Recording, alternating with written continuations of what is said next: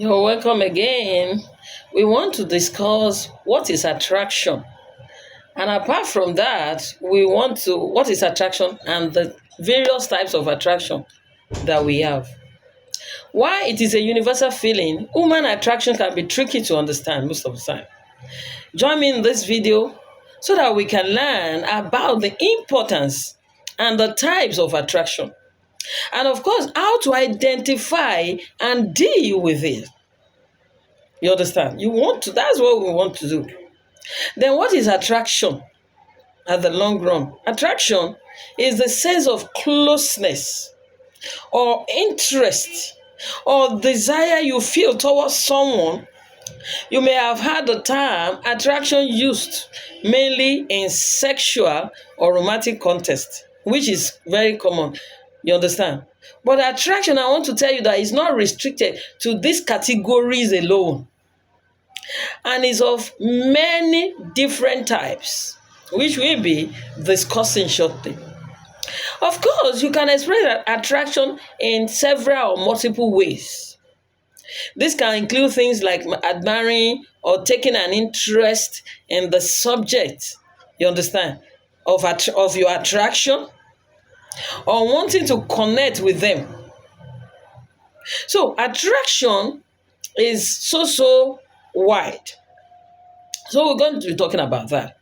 And when we're talking about attraction varies with time and is affected by so many things.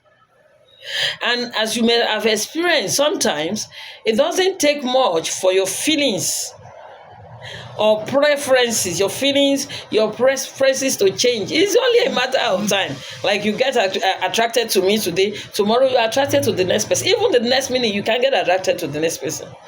And this is what is perfectly natural. It's okay. There's no problem about that.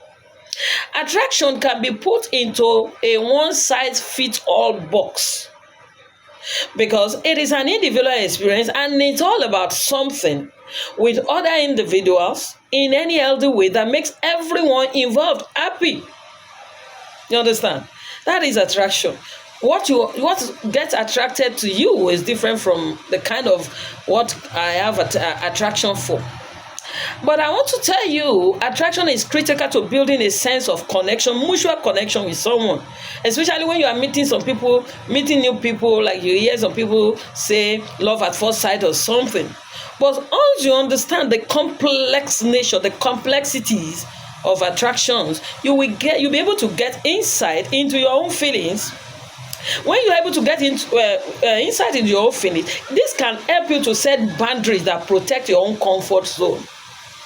And when you are able to protect your own comfort zone, what happens? You will also be able to be a better person, to respect and relate to other people's feeling and accept the same in return, which is reciprocal. Thereby, this will result in rewarding interpersonal experiences.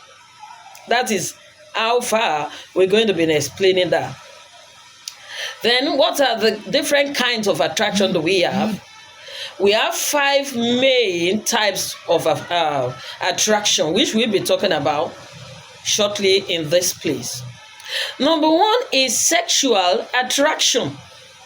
Sexual attraction involves an intense desire for intimate sexual contact with others of the same or different genders. It might be the same gender, it might be different gender. So we now further divided that into subjective sexual attraction. When you have subjective sexual attraction is when you have sexual feeling towards a specific person based on your personal experiences with them. Such as maybe you are in such as in relationships. But when we're now talking about the objective sexual attraction, this is when many people find someone sexually attractive. Like you have a movie star, a football star, an artist, a musician or something. But you may or may not do so. You might not be able to see them, but when you just see them, you get attracted to them. Then of course under attraction we have lust. And when we're talking about loss, at times it looks like love, but it is not. It is when you experience intense feeling of sexual desire, passion, and sometimes affection towards a person. Then we want to talk about sexuality. What is sexuality? Sexuality describes how people express their sexual feeling. Sexual attraction helps you to identify your own sexuality. For example, asexuality is when you don't experience attraction. Asexual is when you don't experience attraction.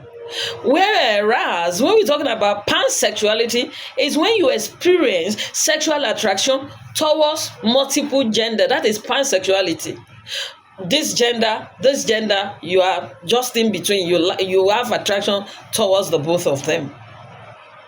Then we want to go straight into what we call physical attraction.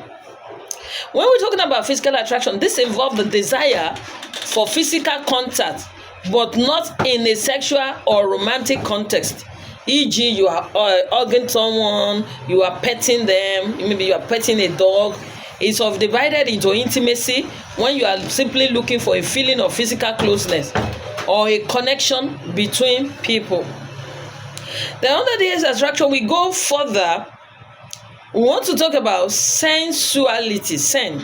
Sensuality, when you have the desire to touch or to be touched by someone, but not in a sexual manner. There's something we call skin hunger. You just wanted somebody to just hold you, hug you, and tell you that it's going to be okay.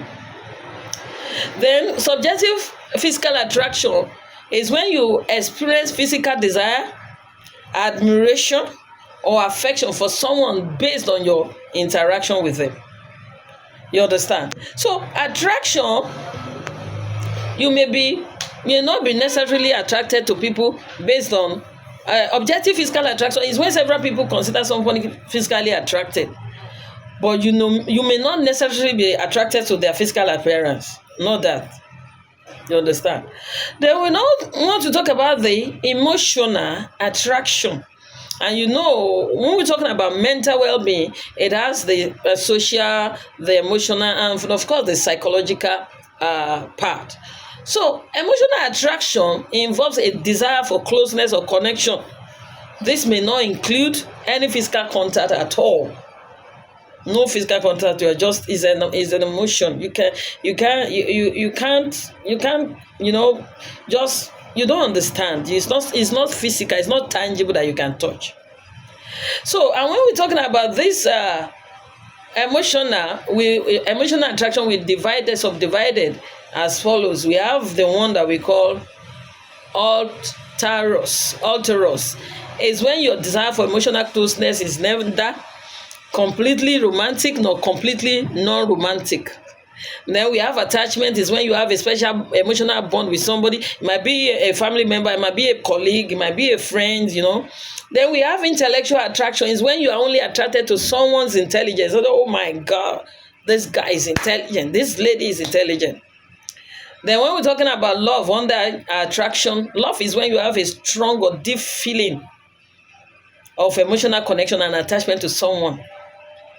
But when we're now talking about passion is when you have intense feeling of desire towards someone. And intense feeling is very serious, it's surging like that.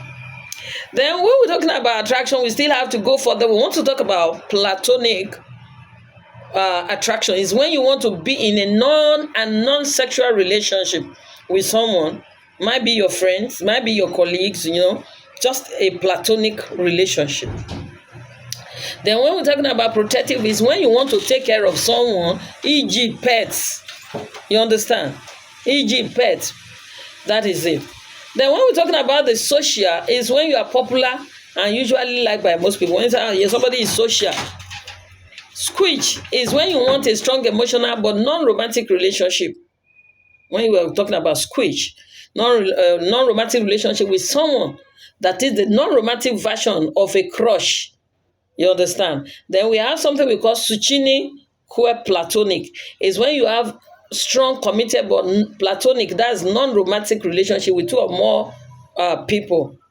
Then we have the romantic attraction.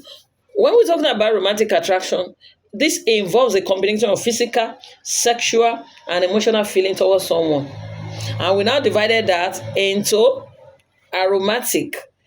And when we're talking about aromantic, is when you don't have any desire for romantic relationship. This is aromantic, absence of romance. Then we have autoromantic, is when you experience romantic feelings towards yourself. Biromantic is when you have romantic feeling for people of more than one gender. You are bi, that is two. A crush is when you have a strong desire for a romantic relationship with a specific person. Just, we all have that. Even since we were younger, we used to have a crush on some people. Then we have demi-romantic, is when you only experience romantic feelings after building an emotional connections with someone. Then we have grey romantic, is when you experience romantic feelings extremely rarely. So after listening to this, which do you think you belong? Which area do you think you are? See you in the next video. I'm your friend, Nurse Felicia.